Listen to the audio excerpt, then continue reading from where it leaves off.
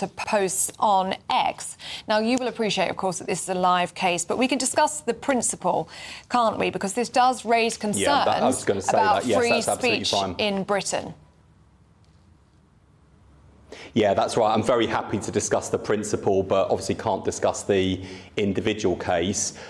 In terms of the principle, the Prime Minister and the Home Secretary have been very clear that in terms of policing priorities, we want to see our police policing streets, not policing tweets. Now, to be fair to the police, because they will come in for a lot of scrutiny and criticism on days like this, the police are there to enforce the laws as passed by Parliament. So if we are looking at things that the police are doing, or cases that we've seen go to court and come out the other side and thinking that doesn't seem right, or that doesn't seem fair or proportionate or the right priorities, to be honest, that's on us as legislators, as Parliament, to sort out. And I think it's fair to say that over the years there have been well-meaning changes to the law to deal with specific problems as they arise, but what happens is you pile on more expectations on the police. And also, people often legislate with good intentions, but don't always see unintended consequences.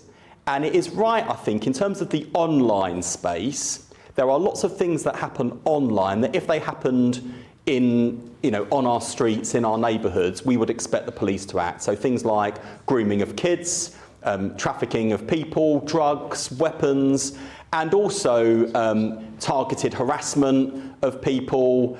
That's the sort of thing that if it was happening on our streets, we'd want the police to act, and they should also act online. When it comes to free speech, there have always been some limitations around freedom of speech, but whenever we're legislating in that space, we've got to exercise real care, because freedom of speech, freedom to criticise, freedom to challenge, people to say things that other people might find disagreeable or even offensive, those are rights in a democracy. We've got to get the balance right in that space. And I think that, without commenting on the specific case today, there have been other cases recently where I think we do need a debate about what is right in law and what is proportionate and priority policing in practice. Well, you speak of priority policing, Mr. Streeting. The crime statistics show a rise in the number of shoplifting offences. So 800 unsolved cases daily, I think, has been quoted this morning in a couple of the newspapers. So what are you as a government doing to indicate to the police forces what kind of crimes they should be prioritising?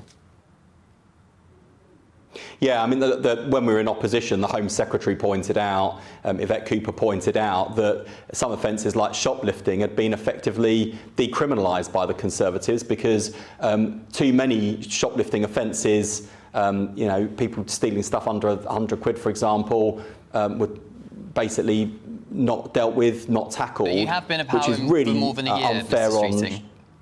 Yeah, we have, and that's why Yvette Cooper has prioritised neighbourhood policing, putting more police back into our communities, focused on those sorts of things like shoplifting, making sure that we don't take that kind of dismissive attitude to so-called petty crime, because let me tell you, on behalf of my local shopkeepers, and including some of the big brands as well, like your Boots on the high street, they're fed up with theft and financial loss, especially for family businesses. Those aren't petty crimes. That really hurts these shopkeepers in their pockets and makes it even harder for them to trade.